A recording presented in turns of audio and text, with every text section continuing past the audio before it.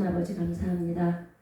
오늘 저희들의 발걸음을 주관하시고 저희들의 인생을 걸음을 주관하셔서 여기에 원근 각처에서 모여서 함께 예배할 수 있도록 도와주시니 감사합니다. 아버지 하나님, 그 은혜가 너무 감사해서 저희들이 많이 행복합니다. 아버지 하나님, 이 시간 저희들이 행복한 사람이라는 말씀으로 제목으로 주님의 말씀을 대언할 때에 주님, 전하는 자나 받는 자나 심령이 뜨거워지는 놀라운 역사가 일어날 수 있도록 주님 도와주옵소서. 아버지, 그래서 저희들이 더욱더 주님 오시는 그날까지 행복하게 기쁘게 주님께서 명령하신 그 사명을 잘 감당하도록 도와주옵소서. 예수님의 이름으로 감사하며 기도드리옵나이다. 아멘. 네. 앞뒤 좌우로 인사 한번 하시겠습니다. 앞뒤 좌우로 한번 쳐다보시겠어요? 얼마나 아름다운 사람들이 앉아있는지. 당신은 하나님 안에서 행복한 사람입니다. 그렇게 인사를 해주시겠어요?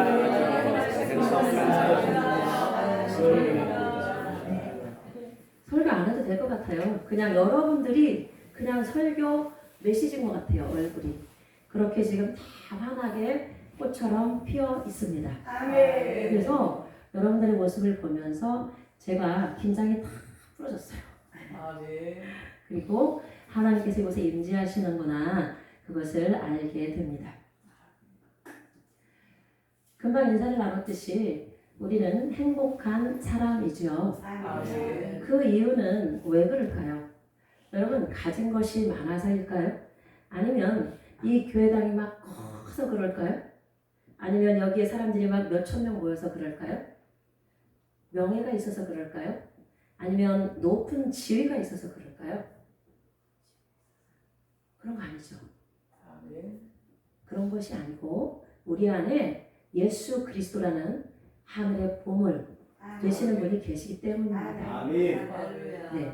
그래서 가진 것이 없어도, 또 명예가 없어도, 권력이 없어도 우리는 하늘의 시민권자로서 하나님을 아버지로 부르는 자들로서 행복한 사람들인 것이죠.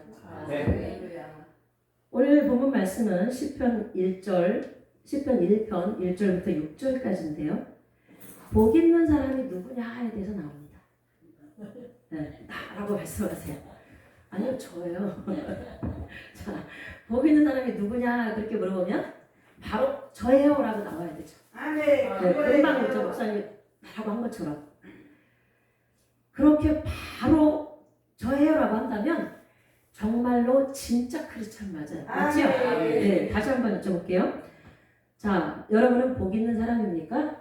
네. 복 있는 사람을 다른 말로 행복한 사람이라고 말할 수 있는 겁니다. 제가 하나님을 믿지 않는 친구들이 많이 있는 학교에 들어가서 강의를 할 기회들이 많이 있어요. 그런데 이제 그 강의도 간접적으로 복음을 전하는 강의거든요. 요즘에는 뭐 중고등학교, 대학교, 초등학교 들어갈 때 복음을 직접 말하면 민원이 들어옵니다.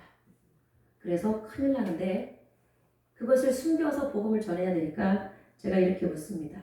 여러분, 행복이 뭘까요? 이렇게 시작해요. 행복이 뭘까요? 또 하나의 질문은 뭐냐면, 여러분, 성공이 뭐죠? 이렇게 물어보고 가만히 기다리면 침묵이 잠시 흐릅니다. 그리고 초등학생, 중학생, 고등학생, 대학생마다 답이 다 달라요. 초, 중, 고 대학생들이 공통적으로 하는 답은 하나 있는데 조금씩 자기들의 인생의 과제가 뭐냐에 따라서 그 답이 달라요. 초, 중, 고등학생들한테 물어보면 일단 돈 많이 버는 거라고 얘기합니다. 네. 그리고 대학생들한테 물어보면 조금 진보됐어요. 그냥 내가 하고 싶은 일, 바람직한 일 하는 게 성공이라고 이렇게 말을 하죠. 그러면 제가 마이크를 갖다 대고 물어봅니다. 인터뷰를 하죠. 그래서 뭐 할 거냐, 그 다음. 좋은 직장 들어가서 그 다음은 뭐 할 겁니까? 라고 물어보면 멈춰요. 그러다가 이렇게 말합니다. 결혼해야죠. 그쵸, 당연하죠. 좋은 아내 얻어야죠. 좋은 남편 얻어야죠. 그 다음에 제가 계속 질문을 해요. 그 다음은요? 그러면 또 생각해요. 자식 낳아야죠. 자식 키워야죠. 대학 좋은 데 보내야죠. 그 다음은요. 그러면 점점 더 심각해져요. 더 이상 질문하지 않습니다. 그리고 조금 전에 말씀드렸던 내용을 이야기합니다. 세상에 돈을 많이 벌었던 사람도 그리고 높은 지위에 올랐던 사람도 그것이 하루아침에 물거품처럼 날아가는 일들이 너무나 많은 것을 우리는 TV나 또는 각종 뉴스를 통해서 본다라고 얘기를 해요. 제가 한 10년 전쯤에 들은 이야기인데요. 박사학위를 받았어요. 미국에 유학 가서 박사학위를 받았는데 자기의 소원대로 박사학위를 받았고 교수가 되었어요. 유명한 대학의 교수가 되었는데 이분이 어느 날 지하실에 갇혀서 생활을 합니다. 우울증에 걸린 것이죠. 그분에게 박사학위가 행복의 조건이었습니까? 물론 박사학위 받아서 하나님의 일을 멋지게 하는 사람도 많이 있어요. 그렇지만 우리는 지금 그런 이야기를 하려고 하는 게 아니죠. 진정으로 행복한 사람은 어떤 사람이냐는 거야. 또 억만장자인 사람들도 하루아침에 돈이 물거품처럼 날아가는 것들을 많이 봐요. 그리고 1대, 2대, 3대 부자인 사람들도 어느 날 하루아침에 스스로 목숨을 끊는 일들도 비일비재한 것을 봅니다. 그렇다고 하면 복 있는 사람, 행복한 사람은 과연 어떤 사람일까요? 저와 여러분들은 이미 답을 다 알고 있어요. 그런데 이 답을 알지 못해서 수많은 사람들이 코로나 시대에 우울하게 지내는 사람들이 너무나 많습니다. 심지어는 예수님을 믿는다고 하는 사람들 중에도 코로나 시대를 겪으면서 어마어마한 교회들이 문을 닫았고 또 교회에 그렇게 잘 출석했던 사람들도 돈 벌러 나가고 이제 다시 오프라인으로 예배를 드릴 수 있음에도 불구하고 가난한 성도로 살면서 양심의 가책을 느끼지만 교회당을 지나가면서 하나님 나 기다리지 그런 생각까지 하면서도 나가지 못한다는 말을 스스로 하는 걸 많이 봅니다. 안타까운 현실이죠. 코로나 시대가 지났지만 우리는 마지막 때를 향하여 가고 있는 이 시대에 코로나보다 더한 것들이 올 거라는 것을 성경에서는 이미 예언해 놓고 있지요. 요한계시록에 다 기록되어 있잖아요. 이제 이것은 어쩌면 마지막 부분에 해당하는 처음 시작인지도 모릅니다. 우리는 코로나 시대를 통하여 우리가 어떻게 하면 환경에 좌우되지 아니하고 어떤 사람이 나를 힘들게 할지라도 이 믿음을 끝까지 지키고 갈 수 있는가에 대하여 고민을 심각하게 해볼 필요가 있습니다. 오늘 시편 기자는 이렇게 말을 하죠. 복 있는 사람은 악인들의 꾀를 따르지 않는다라고 말합니다. 그러면 악인들은 어떤 사람들일까요? 악인. 말 그대로 해석하면 악을 행하며 악을 추구하는 사람이죠. 악은 한 번만 우리가 빌미를 주면 굉장히 블랙홀처럼 힘이 세요. 그래서 빨려 들어갑니다. 그래서 악에 물들기 시작하면 스스로 헤어나올 수 없는 수렁에 빠지고 말아요. 왜 그럴까요? 악인의 뒤에는 사단의 존재가 있기 때문이죠. 그래서 사단이 끌어당기는 힘에 조금만 귀 기울이고 생각을 조금만 열어놓으면 금방 사단이 들어와서 자리를 잡고 끌고 다니는 것입니다. 그래서 복 있는 사람은 악인들의 꾀를 따르지 않는다라고 말을 해요. 평서문으로 얘기를 하지만 하나님께서 시편 기자를 통하여 우리에게 명령하고 계시는 것이나 마찬가지입니다. 성경 66권을 통하여 하나님께서 우리들에게 줄곧 말씀하시는 것은 한눈 팔지 말아라요. 한눈 팔지 말아라. 창세기에서 에덴 동산에서부터 시작하잖아요. 너는 내가 명령한 것 외에는 다른 것들을 섞지 마. 내가 말한 말씀 외에는 다른 것들을 섞지 마. 그리고 그것을 조금이라도 비틀어서 얘기하면 거기에 귀 기울이지 마. 라고 얘기를 하는 거예요. 그런데 달콤한 유혹에 넘어가 버리잖아요. 말씀인 것 같은데 약간 비틀어서 말을 하잖아요. 그때부터 시작이 되는 거죠. 그래서 이 세상은 의인들과 악인들의 영적 전쟁터라고 할 수 있습니다. 그래서 복 있는 사람은 악인들의 꾀를 따르지 않아야 된다고 말씀하는 거예요. 같은 말을 반복하고 있어요. 용어만 다를 뿐 다 같은 말이죠. 죄인들의 길에 서지 말라고 하십니다. 무슨 말입니까? 성경에서는 죄인이 어떤 죄인이 가장 큰 죄인이라고 말을 하죠? 하나님을 알지 못하는 죄가 가장 큰 죄라고 말씀하시죠. 하나님을 알지 못하는 자들과 멍에를 같이 매지 말라고 말씀하시는 거예요. 왜 이 사람들이 하나님을 알지 못해서 죄를 짓게 될까요? 당연하죠. 죄인들은 자기 생각대로 살으니까요. 하나님의 말씀을 모르니까요. 하나님의 말씀을 안다고 해도 지식으로만 알으니까요. 하나님을 맛보아 알지 못했기 때문이죠. 성경을 그냥 읽을 수는 있습니다. 하나님을 제대로 믿는 사람 말고도 유명한 학자 중에 불교인 중에도 성경을 꿰뚫은 사람이 있어요. 그런데 그분에게 없는 게 뭐가 있을까요? 하나님을 인격적인 하나님으로 받아들이지 않고 성경을 읽고 가르치고 있다는 사실입니다. 죄인이 살아가는 삶의 원리는요, 자기가 옳다고 생각하는 겁니다.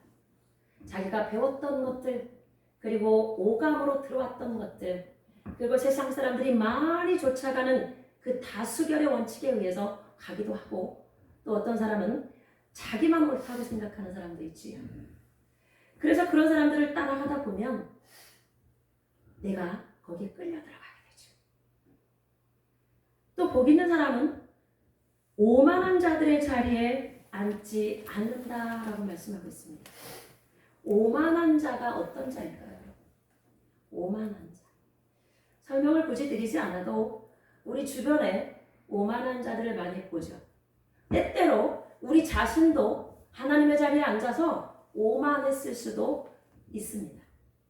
오만한 자는 어떤 자들일까요? 자기 생각이 옳다고 주장하면서 하나님을 대적하는 자들입니다. 그래서 하나님의 진리를 거슬러서 자기 혼자만 대적하는 것이 아니라 같은 끼리끼리 무리를 지어서 끝까지 사상적으로 무너뜨리려고 하고, 또 믿는 자들 옆에서 하나님을 믿는 것처럼은 하지만 믿지 않는 자처럼 그렇게 믿는 자를 넘어뜨리려고 하는 꾀를 내고 있는 자들입니다. 또 2절에서 말씀합니다. 복 있는 사람은 그럼 어떻게 하는 거냐? 아니하며 세 가지를 얘기했죠. 악인들의 길을 따르지 않고, 죄인들의 길에 서지 않고, 오만한 자들의 자리에 앉지 않는다는 거예요. 그러면 하는 것이 있죠. 복 있는 사람이 하는 것이 있습니다. 그것이 무엇입니까? 오직이요. 다른 것과 타협하지 않아요. 오직 여호와의 율법을 즐거워하여. 율법은 무엇을 말합니까? 시편 기자가 말하는 율법은 모세 오경을 이야기하죠. 창세기, 출애굽기, 레위기, 민수기, 신명기를 얘기합니다.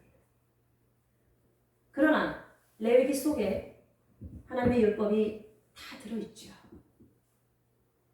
하나님의 율법은 출애굽기 19장부터 시작이 되죠. 시내산에서 광야에서 이렇게 걸어가면서 멈춰놓고 거기서부터 언약을 주기 시작하죠. 그리고 십계명을 주고, 내가 너희들에게 지금부터 이제 나를 잘 섬기기 위해서 법을 줄 건데 그 법을 잘 들어야 돼 라고 시작해서 만들어진 율법들이 624가지 정도가 됩니다. 그 율법 속에는, 율법을 요약하면 10계명인데요, 1계명부터 4계명까지는 뭐죠? 잘 아시죠? 누구를 사랑하라? 하나님을 사랑하라.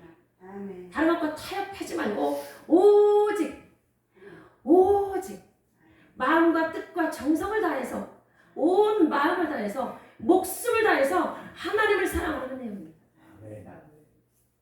나 외에 다른 신을 섬기지 말라. 저도 하나님 외에 다른 신을 섬겼던 적이 있어요.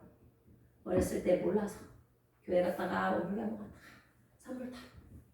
그리고 쭉 목사가 되어서도 뒤를 돌아보니까 우상을 많이 섬겼더라고요.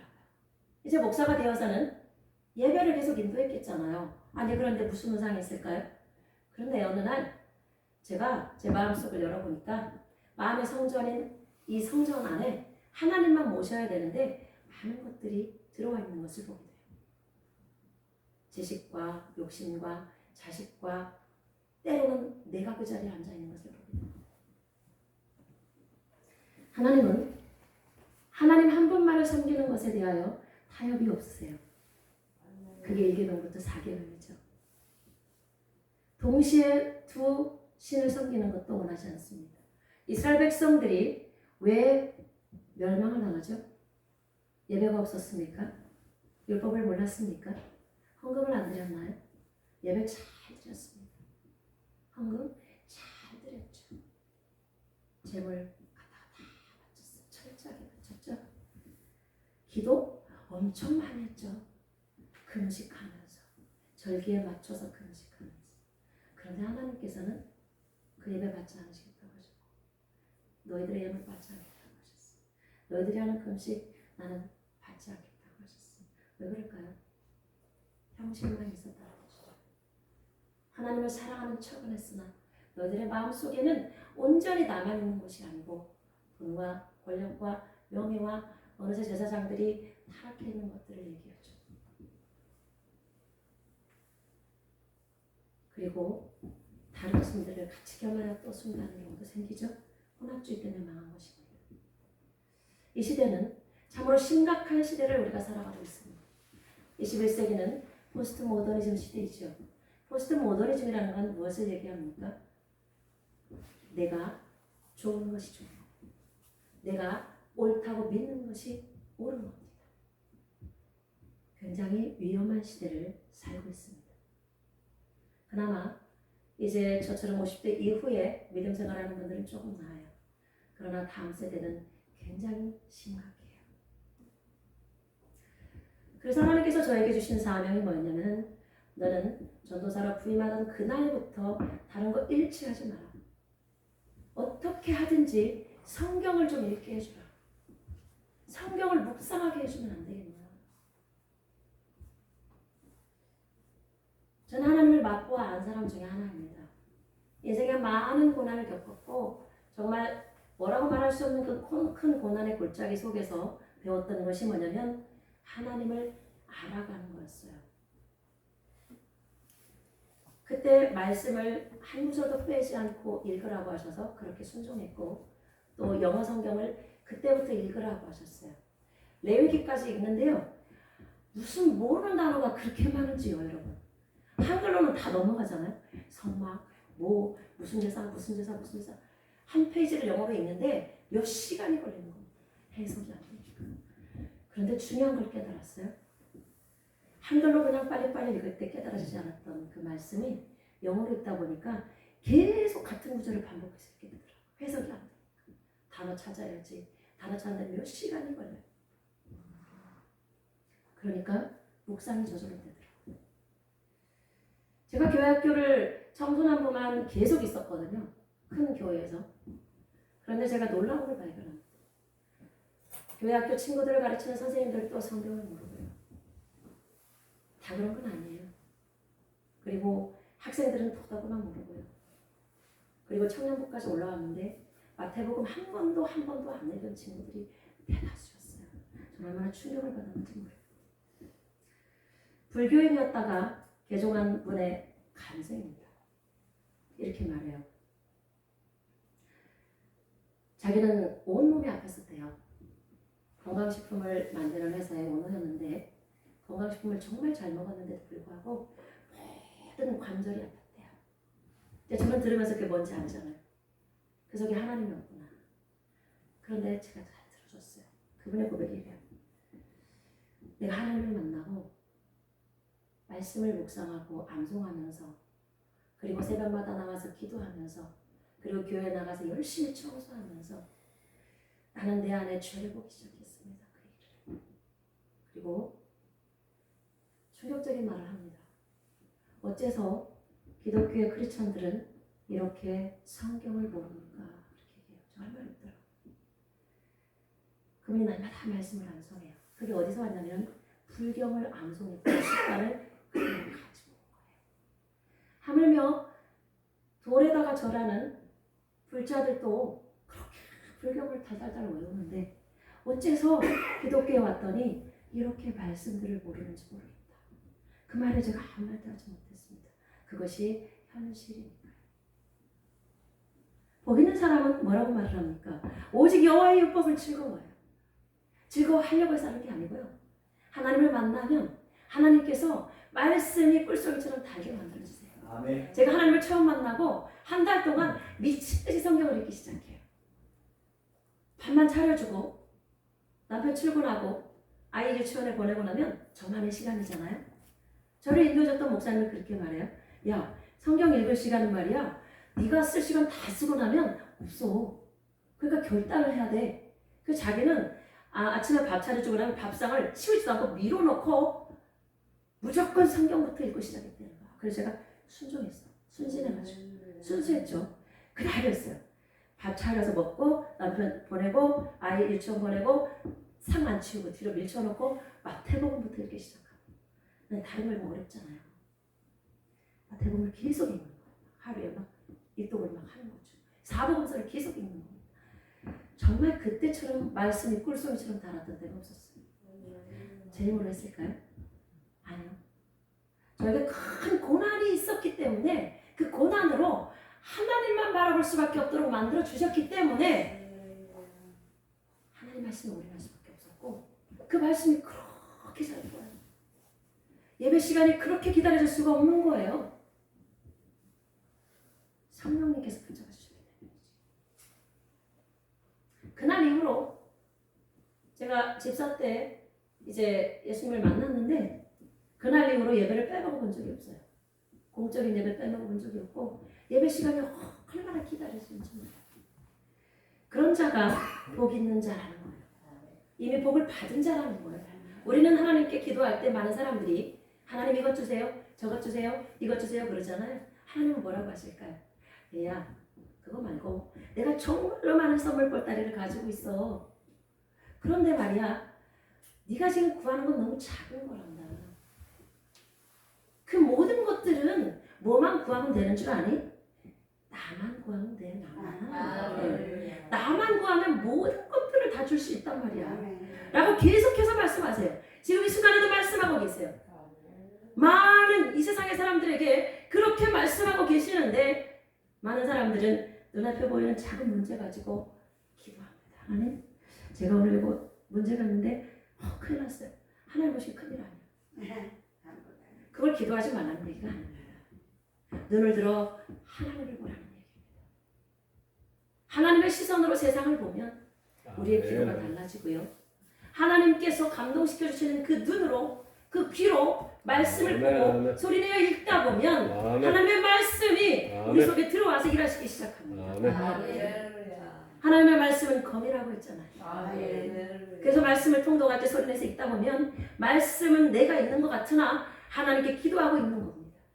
하나님 제 어조와 목소리와 제 마음과 뜻 다 갖춰서 말씀에 집중하게 해주세요. 성령의 기름 부어주세요. 아버지 소리내서 읽게 도와주세요. 소리내서 읽는 건 대단히 중요합니다. 왜냐하면 집중해서 읽을 수 있습니다. 그리고 성경 통독하는 데를 많이 보냅니다. 저를 하나님께서 4박 5일 동안 잠을 줄여가면서 하루 종일 새벽 5시부터 밤 11시까지 앉아서 성경을 통독하는 데를 갑니다. 첫째 날은 잘 안 들어와요. 왜 그럴까요? 우리 안에 너무나 많은 생각들이 들어와 있기 때문에 그렇습니다. 둘째 날부터 이제 막 들어오기 시작해요. 왜 그럴까요? 첫째 날 말씀을 읽어냈기 때문에 그 말씀이 우리 속에 있는 생각들을 다 태워버리기 때문에 그렇습니다. 말씀을 계속해서 읽다 보면 어느 한계점, 임계점이라는 게 와요. 그래서 어느 정도 읽다 보면 이제 우리의 영혼을 청소하세요. 영혼육을 완전히 깨끗하게 청소하세요. 우리가 하는 게 아니에요. 우리는 그냥 그저 하나님 앞에 나아가서 말씀을 읽고 하나님께 주시는 그 말씀을 묵상하고 받아들이기만 합니다. 그런 자가 복 있는 자. 여호와의 율법을 즐거워하여 읽되 그의 율법을 주야로 묵상하는 자. 주야로 묵상하는 자. 묵상은 무슨 뜻입니까? 성경을 읽는 방법에는 여러 가지가 있습니다. 빠르게速독하는 방법이 있고요. 또 핵심만 요약해 놓은 그 성경책이 또 따로 있습니다. 그걸 가지고 7시간 동안 빠르게 읽어내는 방법도 있습니다. 또 정통 성경 66권으로 한 구절도 빠지지 않고 다 읽어내는 방법도 있어요. 다 필요합니다. 빠르게 읽을 때 주시는 은혜가 다르고요. 또 천천히 읽을 때 주시는 은혜가 달라요. 그럼 묵상이라는 건 무엇을 말합니까? 묵상이라는 것은 침묵하면서 생각하면서 그 말씀이 내 속에 머물게 하고 그 말씀을 섭취하는 거예요. 드시고 먹는 겁니다. 그러면 어떻게 합니까? 반복해서 그 구절을 읽는 거예요. 여러분 그런 경험 해보셨나요? 말씀을 여러분들은 다 읽고 계실 거라고 믿어요. 자, 말씀을 읽는데 이 말씀이요 살아서 탁 튀어나오는 경험을 해보신 적 있으십니까? 어제 읽었고 10년 전에도 읽었고 그저께도 읽었고 일주일 전에도 읽었는데 똑같은 말씀이 아닌 거 기억하시죠? 어쩌면 그날은 이 말씀이 무슨 큰 글자가 되어서 확 이렇게 클로즈업 되는지 모르겠습니다. 그리고 성령님께서 거기에 눈을 머물게 하시죠. 그럴 때 어떻게 해야 됩니까? 내 생각대로 막 읽어나가지 말고 멈추셔야 되는 거예요. 그리고 그 말씀을 붙들고 성령님 제게 이 말씀을 통하여 오늘 무슨 메시지를 주시려고 하시는 것이죠? 여쭤봐야 돼요. 이게 복 있는 자가 하는 일이죠. 그게 바로 교제입니다. 하나님 일방통행만 하는 거 외로우세요. 하나님은 계속 말씀하고 계세요. 그런데 주파수를 맞추지 않아요. 우리가 많은 경우에 다 그렇진 않아요. 날마다 하나님과 동행하는 사람도 많이 있어요. 그런데 많은 사람들이 너무나 바빠요. 저도 개척하고 나서 한 3년, 이제 올해가 4년, 5년째거든요. 그런데 3년까지는 죽기 살기로 땅을 팠죠. 이게 무슨 말인지 이해하시죠? 이게 땅 팠다는 말이 무슨 말인지 아시죠? 곡괭이로 가서 밭에 가서 땅을 팠다는 얘기가 아니고 영적으로 정말 땅을 깊이 파는 시간이 있었어요. 목사 안수를 받으면 뭔가 짠하고 다니는 줄 알았어요. 그런데 목사 안수 받기 전날까지 영적 전쟁이 치열하고 목사 안수 받고 나서 다시 바닥으로 내리시더라고요. 하나님께서 야 다시 시작해 밑바닥부터. 그리고 교회를 세우면 또 다 되는 줄 알았어요. 아니더구만요. 다시 밑바닥으로 내려갑니다. 초신자처럼. 제가 그때 가장 겁이 났던 거는 어떤 거였냐면 부목사였을 때까지만 해도 기댈 구석이 있었어요. 좀 실수해도 목사님이 커버해주고 잘 몰라도 목사님의 교육 방침에 따라서 그대로 한 걸음씩 따라가기만 하면 되는데 제일 두려웠던 건 내가 과연 잘 하나님만 바라보고 따라갈 수 있을까? 아멘. 이 두려움이 저를 막 사로잡기 시작하더라고요. 이게 저만 겪는 건 아니겠죠? 외로운 시간들을 많이 겪게 됩니다. 혼자서 수없는 눈물을 흘리며 강단에서 밤을 샜던 적이 한두 번이 아니에요. 또 교회를 여러 번 옮기면서 지붕이 새서 밤잠을 못 자고 뛰어가야 될 때도 많고 그러면 옆에서는 돕는 사람들이 왜 이렇게 그런 데로 옮겨가지고 허름한 건물로 옮겼거든요. 그래가지고 2년 동안 1년 반 동안 8번 물이 새는 거야. 어느 날은 제가 애타게 기도하니까 꿈에 보여주시고 또 물이 톡 떨어지는 것처럼 가면서 톡 떨어진다고? 아니나 다를까 가봤더니 막 천장이 막 뚫려가지고 비 오는데 막 그 새들어 사는 사람 안방에 막 새고 있는 거야. 이렇게 한 3년을 고생을 많이 합니다. 정말 많이 울었어요. 가만히 생각해 보니까 그러한 고난이 없이는 개척교회 목사님들의 마음을 어떻게 제가 이해할 수 있었겠어요. 저는 개척의 개자도 몰랐던 사람입니다. 저는 겁이 많은 사람이에요. 하나님 저는 다 할 수 있는데요. 교회 개척만 시키지 마세요. 제가 그랬거든요. 근데 하나님의 제 성격을 아시고 조금씩 한 걸음씩 나가서 보니까 개척이요. 개척하기 3년 전에 저는 이제 밤에 잠을 안 재우면 성경에 보면요. 잠을 안 재우는 이유가 반드시 있죠. 그때 역사가 일어나잖아요. 잠이 안 오더라. 그래서 보니까 뭐 궁중에 가서 뭘 찾아봤더니 뭐가 나오더라 막 이러잖아요. 저도 마찬가지예요. 저는 제 영혼육을 온전히 하나님께서 사로잡을 때가 많아요. 왜냐하면 고난이 워낙 컸기 때문에 하나님 아니면 못 살아요. 여러분들도 그러겠지만. 그래서 항상 물어봐요. 시시콜콜한 것까지. 하나님 이 밤에는 왜 잠을 안 재우시나요? 책상에 앉아라. 책상에 앉으라는 뭐냐면 바닥 적으라는 거예요. 시를 쓰기 시작해요. 아 근데 심상치가 않아 제목이. 미리 부르는 개척의 노래. 아니 가만있어 봐. 이거 아닌데. 어떻게 거절할 수 없잖아. 미리 부르는 개척의 노래. 아, 이게 내 얘기가 아니고 남 얘기겠지. 그리고 그냥 불러주면 적는 거야 계속. 그리고 그냥 눈치는 채지만 제가 아멘하지 않아요. 그게 개척하기 3년 전이었어요. 그렇게 조금씩 한 걸음씩 기독교 대안학교를 하게 하면서 그렇게 야 15평 하더라.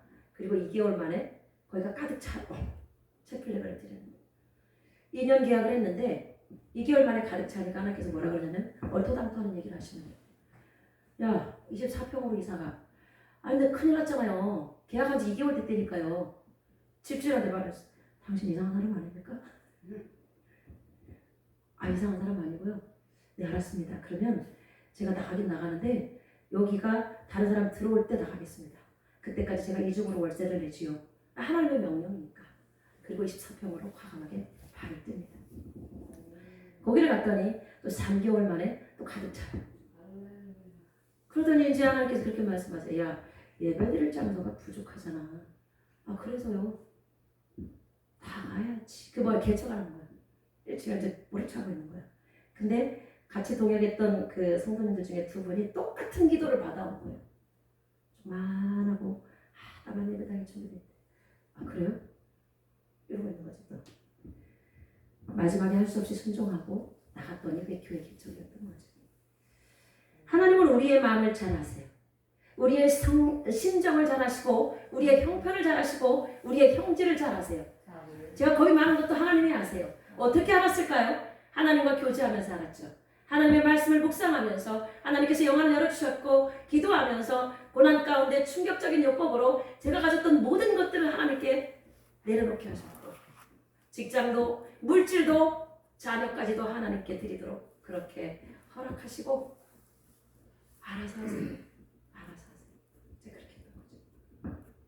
목사 안수 받는 것도 저의 뜻이 아니었고 교회를 개척하는 것도 저의 뜻이 아니었고 또 여기 와서 제가 설교할 거라고 상상할 수 없었죠. 하나님께서 복 있는 사람의 발걸음은 하나님께서 움직이십니다. 인생이 자기 길을 계획할지라도 그 걸음을 인도하시는 분은 여호와시다. 그 말씀에 100% 동의합니다. 여러분도 동의하십니까? 복 있는 사람은 이렇게 여호와 율법을 즐거워하게 해주시고요. 율법을 주야로 묵상하게 해주세요. 그리고 일마다 때마다 그 말씀을 생각나게 해주시죠. 그래서 고난 가운데 있을 때에 기도할 바를 알지 못할 때 그때 많이 암송했던 말씀이 떠오르기 시작합니다. 여러분 너무나 힘들면 하나님 앞에 가서 기도도 잘 안 나와요. 그죠? 그냥 저는 힘들면 삐져가지고 가만히 앉아있습니다. 말 안 해요. 어떻게 해주세도 안 나와요. 울다 지쳐가지고. 제가 그랬어요. 마지막에. 하나님 아시죠? 이러고 있는 거야. 한 3일을. 그랬더니 하나님께서 모든 일을 착착착착 막 하시더라고요. 복 있는 자는 하나님과 친근한 관계를 맺은 사람이에요. 하나님이 인생의 주인일 뿐만 아니라 하나님의 친구처럼 다정하게 또 섬세하게 느껴지는 사람이에요. 그래서 하나님을 정말로 깊이 아는 사람이에요. 하나님을 인생 가운데 날마다 맛보아 알아가는 사람입니다. 그 재미를 아는 사람들은 절대로 불평을 잘 못합니다. 불평을 할 수도 있다가도 금방 깨달아요. 왜 그럴까요? 불평하면 안 된다는 걸 너무 잘 알잖아요. 그죠?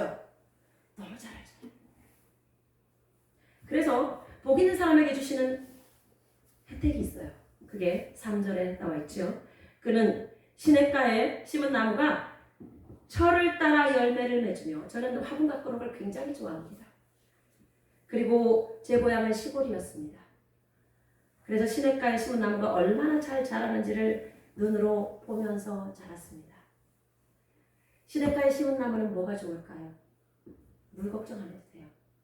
저는 지금 예수비전 힐링 선교센터가 3층인데 옥상에 이제 많은 화분들이 있어서 물을 가지고 올라가야 되거든요. 지붕이 없을 때는 물이 새가지고 이렇게 지붕을 만들어 놓으니까 물을 제가 날라야 되는 거지. 물 한 방울이 얼마나 귀한지요. 그래서 이렇게 3박 4일 나왔다 돌아가면 시들어 있어요. 그런데 제가 알아요. 아, 얘 물 주면 금방 살아날 거야. 그걸 보면서 또 뭘 생각합니까? 영혼들이 떠올라요. 영혼들도 똑같네. 우리가 말씀을 떠나면 그렇게 시들해 있는 거죠. 기도의 자리 떠나고 예배를 형식적으로 드리면 시들시들해 있는 거예요. 병들어 있는 거예요. 그런데 제가 믿음으로 또 물 한 바가지를 탁 부으면 언제 그러냐는 듯이 꽃이 활짝 또 살아납니다. 복 있는 자는 인생이 그렇게 된다는 것입니다. 이 땅에 살 동안에 가난하게 살 수도 있어요. 혹 때로는 아플 수도 있어요. 바울처럼 사자를 주시면 우리가 온전히 건강하지 못할 수도 있어요. 육적으로는. 그러나 그렇다 할지라도 성령의 열매는 주렁주렁 맺힐 겁니다. 그리고 우리가 가는 곳마다 많은 영혼들이 힘을 얻게 되고 많은 사람들에게 우리가 옆에 가주는 것만으로도 당신은 왜 그렇게 맨날 행복합니까? 뭐가 그렇게 감사하세요? 라고 물으면 우리가 해야 할 말이 한마디 있죠. 뭐 때문에? 라고 말할 수 있습니까? 그 이유는 한 가지밖에 없습니다. 내 안에 계신 예수 그리스도 그분 때문입니다. 그것이 전부 아닐까요? 그 잎사귀가 마르지 아니함 같으니 그가 하는 모든 일이 다 형통하리로. 당연하죠. 뿌리에서 물을 빨아올려서 이파리가 살아나고 또 꽃이 피고 열매를 맺고 그러다 보니까 또 그 열매가 또 씨앗을 이렇게 날려서 그 다음에 또 많은 새끼들을 낳는 것처럼. 형통이 무엇입니까? 하나님을 믿지 않고도 하나님을 제대로 믿지 않고도 형통한 것처럼 보일 수는 있습니다. 어쩌면 저 사람은 저렇게 많은 죄를 짓고 함부로 사는데도 왜 저렇게 잘 살지? 그런데 잘 사는 기준을 잘못 정했기 때문이지요. 잘 산다는 거, 성공한다는 거, 형통한다는 기준은 무엇입니까? 하나님을 아느냐 모르느냐죠. 그것이 형통입니다. 예수님께서는 그렇게 말씀하셨어요. 십자가에 달리시기 전에 요한복음에서 그렇게 말하죠. 나는 미움을 많이 받고 간다. 너희들도 세상에 속한 자들이 아니기 때문에 많은 사람들이 너희가 나를 믿는다는 이유로 너희가 나를 따른다는 이유로 너희들을 많이 핍박하고 미워할 거야. 그렇지만 담대하라고 말씀하시죠. 담대하라. 내가 세상 끝날까지 너희와 함께 할 거라고 마태복음 18장에서 말씀하시죠. 그러면서 마태복음 28장 19절 20절에서 이렇게 말씀하십니다. 예수께서 나와 말씀하여 이르시되 하늘과 땅의 모든 권세를 내게 주셨으니 그러므로 너희는 가서 모든 민족을 제자로 삼아. 모든 민족을 제자로 삼아. 여기 지금 뭐 하고 있어요 우리가? 민족복음화 운동본부 47기 춘계 성령 부흥성회를 하고 있어요. 하나님이 저에게 전도사로서 부임한 첫날부터 지금까지 변함없이 주시는 제가 맡았던 공동체에 주시는 성과는 유일하게 동일합니다. 마태복음 18장 18절부터 20절 말씀이에요. 너는 다른 거 하지 마. 처음부터 끝까지 말씀. 처음부터 끝까지 말씀이에요. 수요일날 할 때도 말씀으로 퀴즈하고 말씀으로 재밌게 얼마든지 할 수 있어. 세상 것 같다가 하지 말고 말씀으로 재밌게 해봐. 말씀으로 연극하고 말씀으로 퀴즈해봐. 얼마나 재밌는 줄 아냐. 그래서 모든 행사를 다 바꾸죠. 말씀. 모든 민족을 제대로 삼아 아버지와 아들과 성령의 이름으로 세례를 베풀고.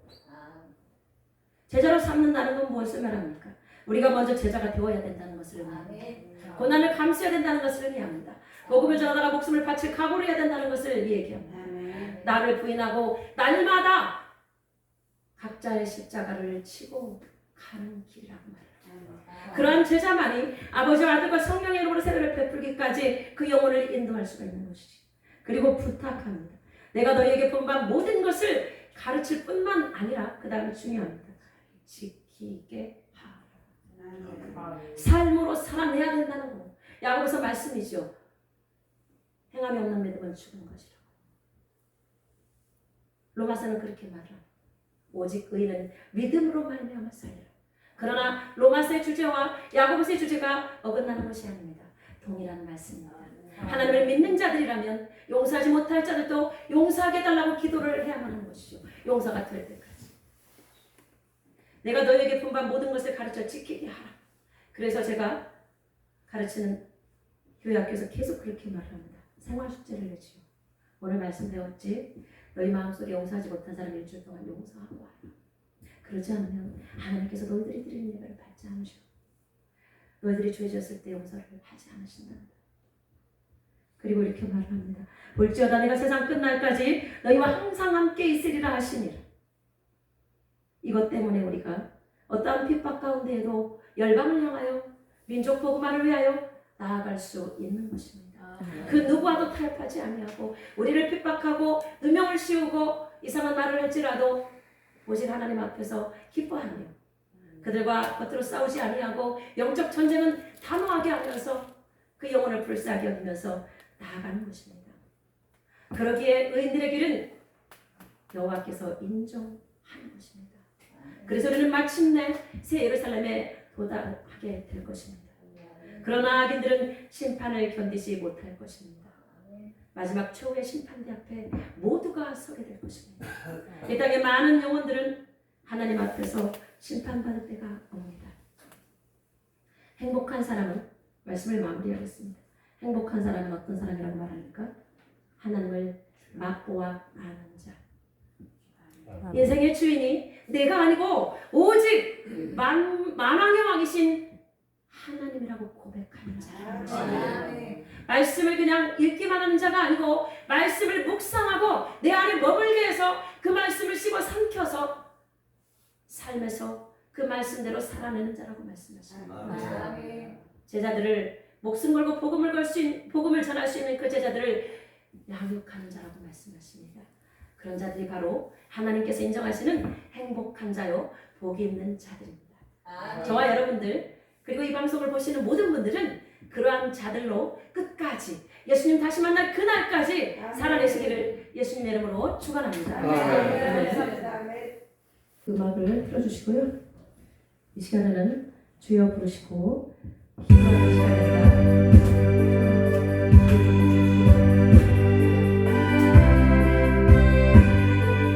주여 상상하시고 기도하실 때에 하나님께 여러분의 마음을 다 있는 그대로 나누시기 바랍니다. 주여 상상하시고 기도하시겠습니다. 주여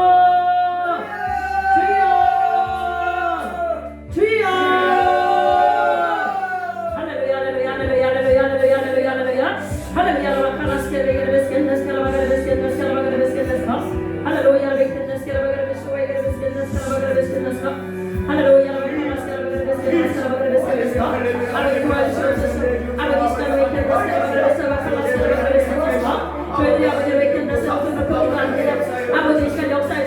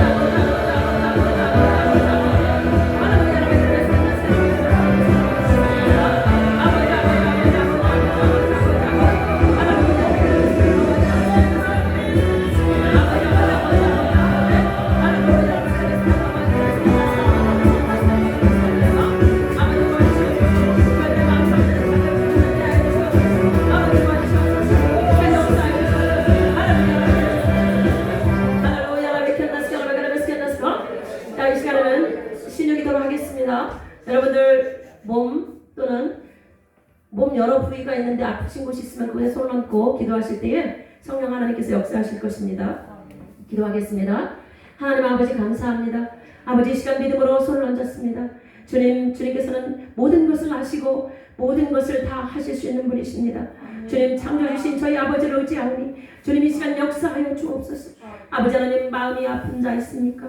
가슴이 답답한 분들이 있습니까? 아버지 하나님 가슴이 열릴 수 있도록 도와주시고 기도가 잘 안 되는 분들이 있습니까? 아버지 하나님 기도가 열릴 수 있도록 도와주시면 아버지 머리가 아프신 분이 있습니까? 아버지 하나님 머릿속에 막 온갖 상처들이 또한 있는 분들이 계십니까? 그 상처로 말미암아 기도가 막힌 분이 있다면 주님 그 상처들을 이 시간 성령의 불로 태워 주옵소서.